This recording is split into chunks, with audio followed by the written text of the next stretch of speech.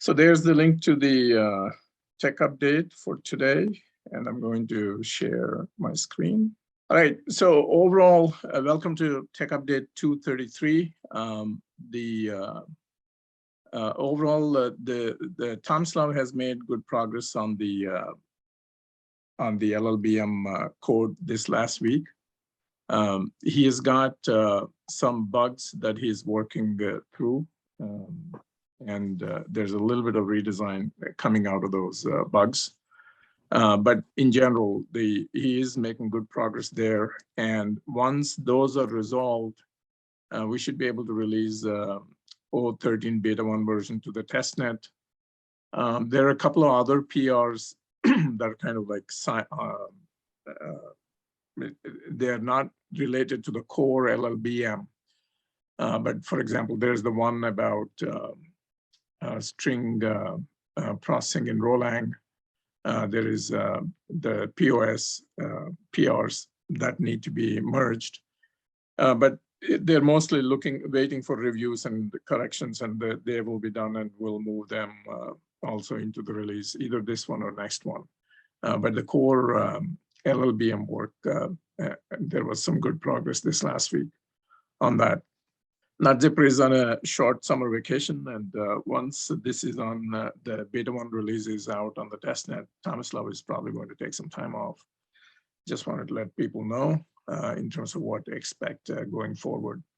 But when NotZipper gets back, he will be, I mean, they're going to coordinate, NotZipper and Tomislav are going to coordinate to get these issues resolved on the related to LLVM if there are any. So that's good. That's one area. There was good progress there.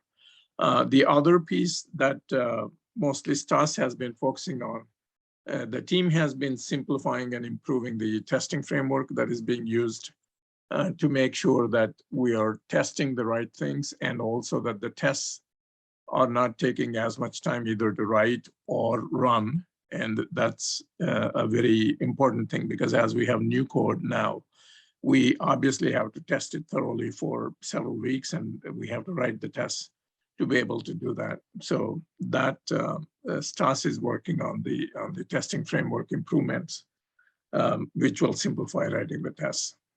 So that's also seen good progress. The other thing I think we would like to do is on the POS contract changes. We want to get more of the community eyes on there, sort of as an informal audit of it beyond the core team.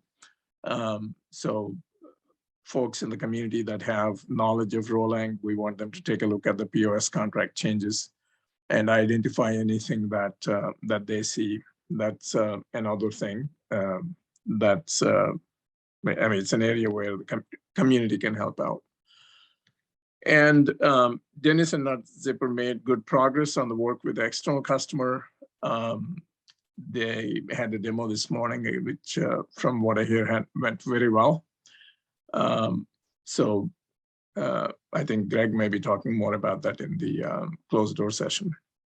There was a request or a call for updating the roadmap. I'm not ignoring that request. I will be updating the roadmap, but it needs a little bit of, me and Greg and the team getting together, and as well, considerations of what we are trying to do in some research grant proposals that we're writing. So there's quite a bit of alignment work that needs to be done there to bring the pieces of what we do in the roadmap to be aligned to all the, not only what we need with external customers and or with our own code base, but also what we may be doing in the grant proposal. So that's why it's taking a little bit longer. It takes a little bit of coordination, and I didn't want to necessarily disturb Tomislav from what he's doing at this time. So we will get the roadmap updated. Just be patient with us as we work through it. It's not just a matter of simply moving things moving things around on the website. We need to put some thought into what are the dependencies on all these different activities that we're doing from an R&D perspective, and what comes first, what comes next, Do we have the resources to do it? Do you know which takes longer, which is easier to do? So there's quite a bit of stuff that needs to be done there with roadmap replanning. So but that is something that we will be doing over the next couple of weeks and get them out. I'll probably put a message in the members channel also on that, because I know there have been a couple of calls on the roadmap. But be aware that I'm certainly tracking that task, and we will get something out there soon, probably after we get the release on the testnet. So that's what I wanted to say on there. So those are the main things this week. Any questions or comments from anybody on this?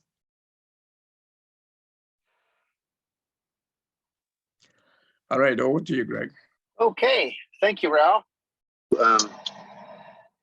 Really want to congratulate the team that was working with our customer. They knocked it out of the park today. Customer's very happy and already talking about all the other places they can use RChain. This is very, very important that we're getting this kind of customer feedback. Really, really, even like, I don't quite know how to say this, right? What we want more than anything is for people who are using RChain and developing dApps to feel happy and satisfied that the technology does what their business needs are. So this is a really, really, it's a big news. It's big news for all the RChain community, because it is such a large customer, and it's the kind of dApp that we want to encourage. So more details in the closed door session. If your interest is piqued, we can talk about it. We will be open sourcing the parts of what has been done that are generic, so that people can use this as a template for developing this kind of dApp. We do have other notes, but I was hoping Daryl could give the week in review while I step away for 1 second. Daryl, are you available? Yeah, sure. Thanks, Greg. Let's see now. So here's the week in review for July 14th to July 20th. Unfortunately, it's a little skimpy this week because Jim had to go back into the hospital, and so a lot of his community work has been held back. But let's see, on Friday in the Climate and Coordination RCast, we discussed a new UN IPBES report about valuing both nature and economics for human survival, the recent climate meeting in the UK, and Bluetooth technology. We also discussed the origins of RChain and the significance of being a co-op. Let's see, on Tuesday in the Communications Working Group, we discussed the Chinese article regarding our potential investment partner, our work at connecting with values-aligned potential partners and investors, unifying different perspectives within the community, and moderation policies for the official RChain Discord channels. Let's see, this morning in the active member hangout, as I mentioned, Jim's in the hospital. So the trooper that he is, he opened the call from within his hospital bed, and he gave us an update on his health. Then he had to leave early because I think the surgeon came in to talk to him. And then we talked about the differences in the community and how to heal them. And we also talked about Theo's work on bringing a new framework to the RChain website. And that brings us to now. Very good. Thank you very much, Daryl. Any questions for Daryl? The board meeting was mostly informational. We did a lot of diligence on our partner, our financial partner, and more details on that on the closed door session. I also want to mention that over the weekend, I was doing some business development research and listening to David Krakauer, an interview with David Krakauer, who is the president of the Santa Fe Institute. I have a long history with the Santa Fe Institute. When I was at MCC doing research work on Rosette, I was very, very enthusiastic about the principle of computational reflection.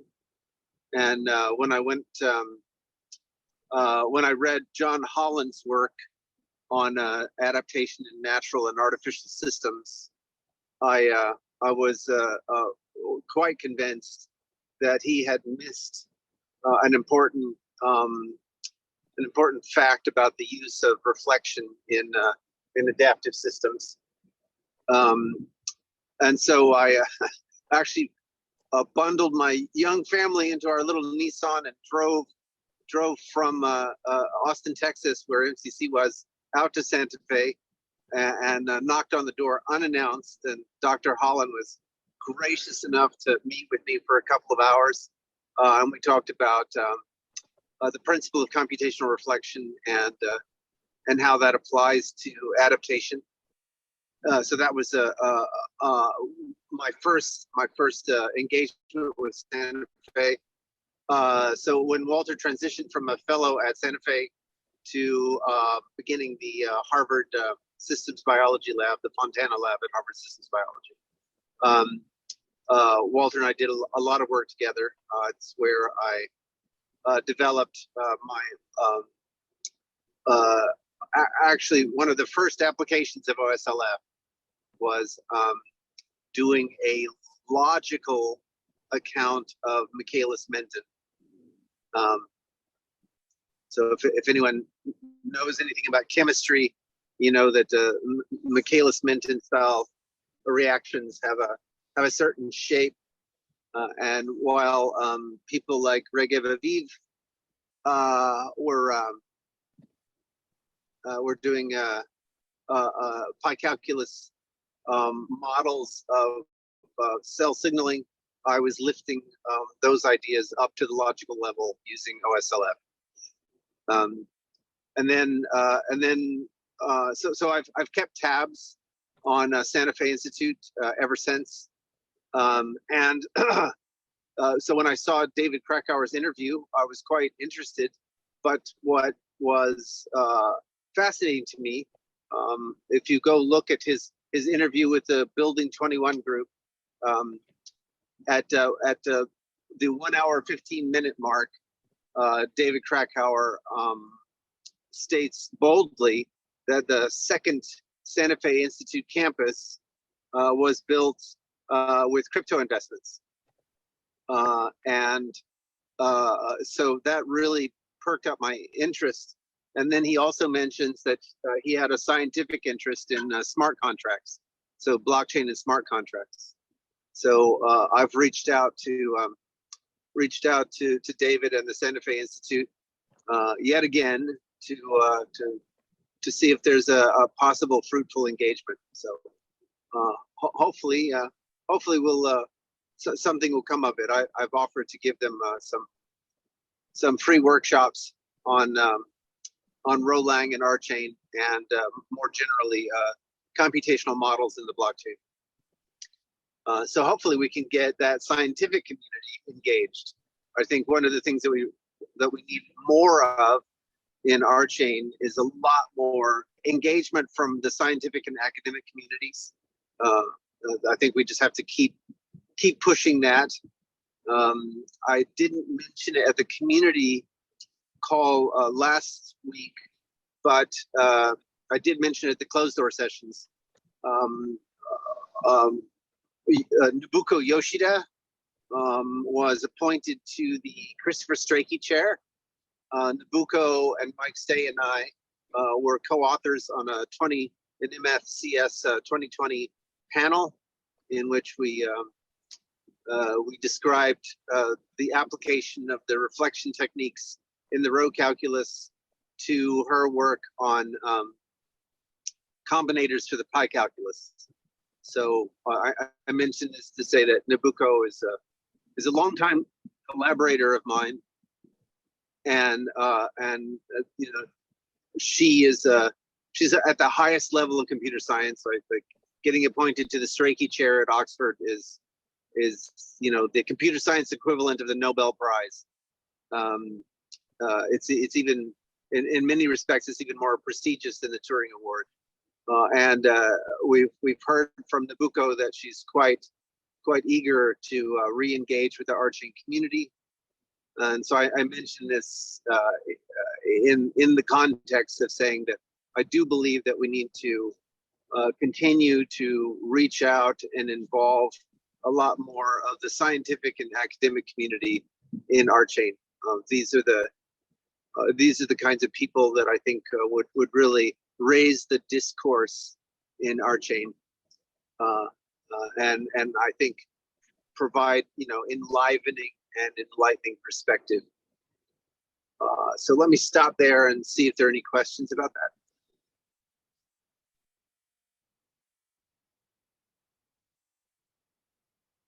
All right, then, with respect to the Casper Stand-Up, it was one of the weeks that we sort of gave Tomislav and the team a chance to talk about whatever their issues were. So we heard in a little bit more detail. We had a little bit more detailed discussion regarding the interaction between last finalized state and the block merge.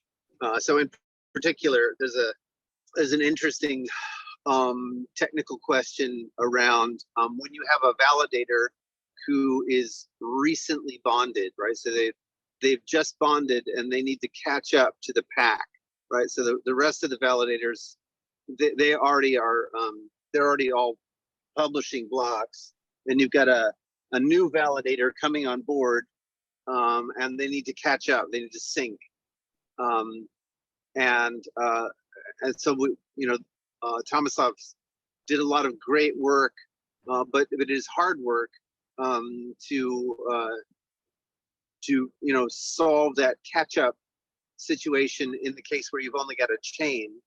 But when you've got a DAG and you've got this finalization fringe, it's a little bit more subtle. What's going on is a little bit more subtle. So we were talking about the challenges of making sure that we have the right trade-off between how much extra work a validator has to do to catch up versus sort of doing things on the fly. So one approach is to memoize the work at every finalization phase. You memoize what a validator might need in order to catch up, versus allowing them to do it on the fly. And as usual, the trade-offs in this particular case have to do with time versus space.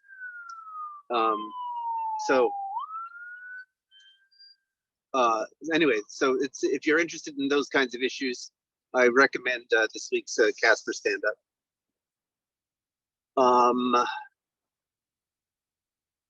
Then I know that Steve Henley has a few comments he wants to make about the RChain ecosystem.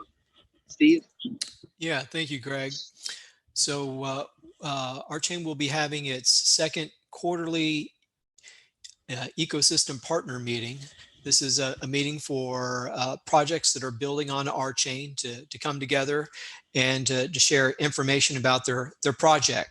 So if you're working on a project and want to build on RChain, feel free to reach out to me on Discord, and I'll send you information about the ecosystem partner meeting so you can learn about that. And it's so the information that's shared is confidential. So if you haven't attended a meeting, you'll need to sign a non-disclosure agreement for that. So once again, just reach out to me on Discord.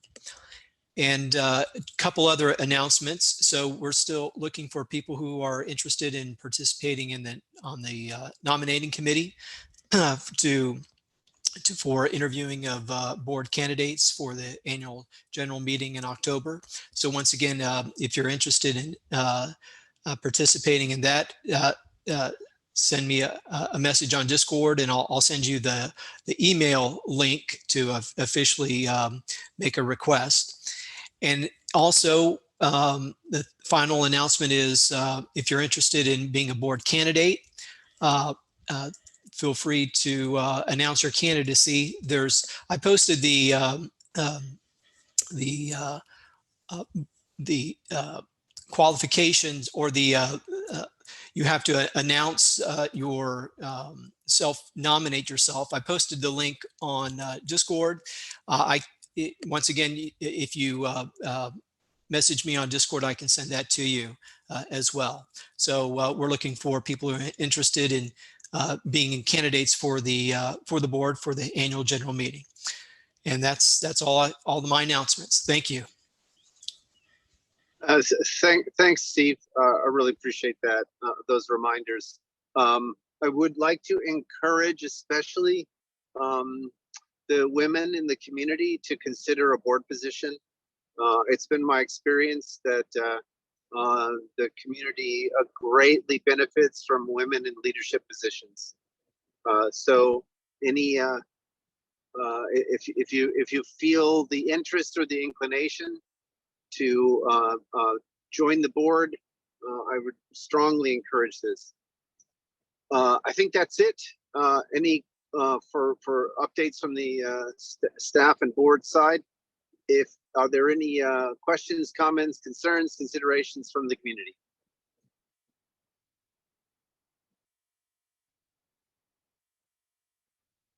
All right. Well, I do hope that everyone is staying safe and yet has a chance to get out and enjoy the summer months. I know that while the south of England and a lot of Europe is suffering from the heat wave, and I know a lot of the U.S. is suffering from the heat wave. This year, thankfully, the Seattle is quite cool. It's unseasonably cool for this time of year for Seattle. So I'm very grateful, and I know that Fiber is grateful too. So please get out, enjoy the summer, stay safe, and we'll see you on the other side.